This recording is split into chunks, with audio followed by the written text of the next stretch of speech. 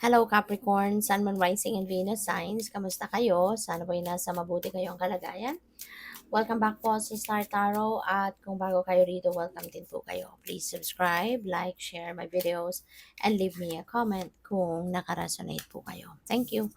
So, we have patience, strength, and perseverance. Ayan, so maging ano lang kayo, pasensyoso at pasensyosa kasi may mga bagay, no? Let's always remember na meron tayong mga bagay sa buhay na gusto nating makuha, may mga sitwasyon tayo sa buhay na gusto nating maranasan, pero 'di ba, hindi yan may mga ganyan na hindi nangyayari according to our will or hindi nangyayari according to our timeline na gusto natin, 'di ba?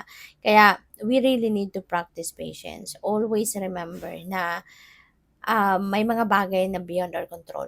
Kaya kailangan na matuto tayong magpasensya, magantay, at mag-surrender, no, sa universe, mag-surrender sa Panginoon. Kasi hindi lahat ng gusto natin mangyayari sa timeline na gusto natin, hindi lahat ng ine-expect natin mangyayari, kasi hindi lahat ng gusto natin ay makakabuti para sa atin, 'di ba?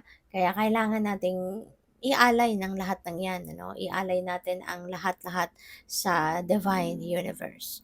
So, ngayon maaari na you will be also realizing na kailangan mo na maging matatag, maging matibay, para na ma-achieve mo kung ano yung mga goals mo, marating mo kung ano man yung mga dreams mo, 'di ba? And magagawa mo lang din 'yan if you are going to stay in the course regardless, no, kung mayroon man kayong mga challenges, mayroon man mga obstacles na nai-experience or nai-encounter, kahit may mga ganon, kailangan, no, na magsipag ka pa rin, magtiyaga ka pa rin, 'di ba? Lakasan mo lang ang inyong loob at 'wag kang patatalo sa mga challenges kasi hindi naman 'yan aalis, 'no? Yung mga challenges na 'yan, it will hang on, it will stay there hangga't hindi natin 'yan nasusolusyunan, hangga't hindi natin nagagawan ng paraan at na makaalis tayo sa sitwasyon na 'yon, 'di ba? Kaya kailangan ano na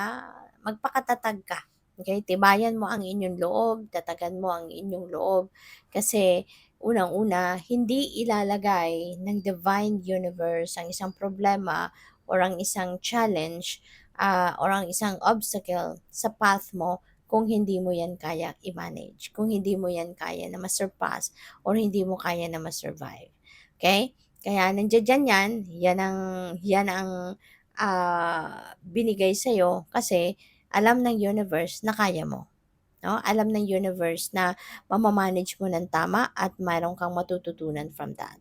Kaya sige lang, 'no, just stay in the course regardless kung anong problema.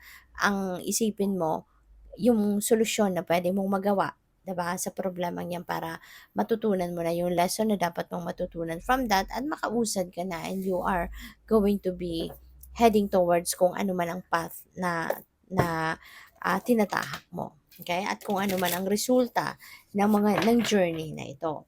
So, by the way, maraming salamat for subscribing and if you haven't subscribed yet, subscribe na kayo. Maraming salamat din for not skipping the ads. Malaking bagay po yun sa akin. Thank you. And also, please click the join button sa baba ng video kung gusto po ninyo na mag-join sa membership. Okay? So, wow. So, we have Keeper of Spells, no? Si Keeper of Spells, ano ito natural born leader. So, most likely, Capricorn, baka ito yung gusto ninyong marating. Baka this is what you have been working on, di ba? Na para maging, ma-promote ka, mapunta ka sa isang managerial position, maging manager ka, supervisor ka, no, maging consultant ka, mga ganyan. So maybe this is what's coming towards you.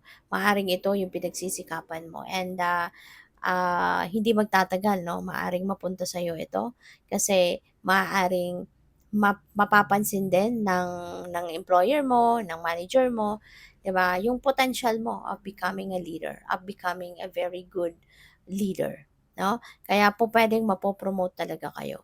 No, pwedeng mailalagay talaga kayo sa isang position of authority.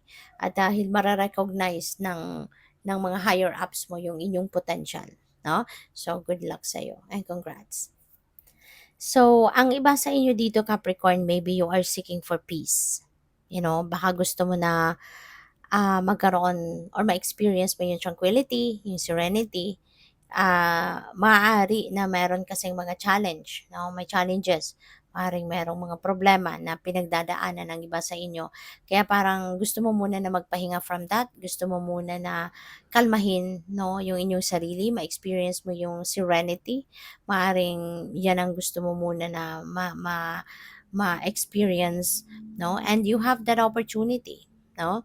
So, maaaring nakikita mo ngayon na there is an opportunity for you to to find your own sanctuary, 'di ba? At makapagpahinga ka, no? May opportunity ka na isip-isip, makapagnilay-nilay. So despite all these challenges, 'di ba? Parang gusto mo muna na kumalma, gusto mo muna na tumalikod pansamantala. No, this is just a temporary, kumbaga temporary break, from kung ano man ang pinoproblema ninyo or kung ano man ang challenge na kinakaharap ninyo sa ngayon. So, take advantage of that, no?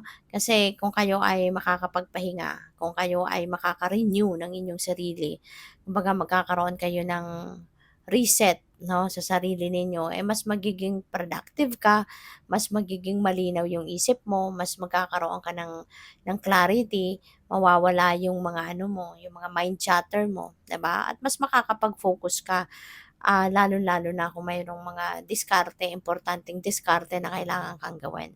Okay? So, we also have the Huntsman. So, si Huntsman, this is the energy of being fair, no? Yung parang para maging patas ka, something like that. So, feeling ko this is what is the basis, no, na kunyari meron kang desisyon na gagawin or kung ano mang diskarte ang gagawin mo dito sa kung ano mang bagay, you know, you are going to make sure, no, na ang gagawin mo patas para sa lahat. Ang gagawin mo, yung kung ano yung nararapat, kung ano yung just for everyone. Yung hindi lang yung ikaw lang ang makikinabang, hindi lang yung ikaw lang yung magbe-benefit, hindi lang yung mga mahal mo sa buhay ang magbe-benefit, but yung iisipin mo dito is what is best for everyone.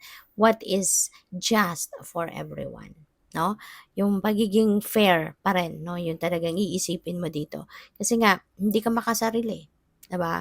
Iniisip mo hindi lang yung kabutihan mo kundi kabutihan din, welfare, benefit, no, para sa ibang tao, Kaya good luck sa no, Capricorn. Thank you for watching. Love and light. Namaste.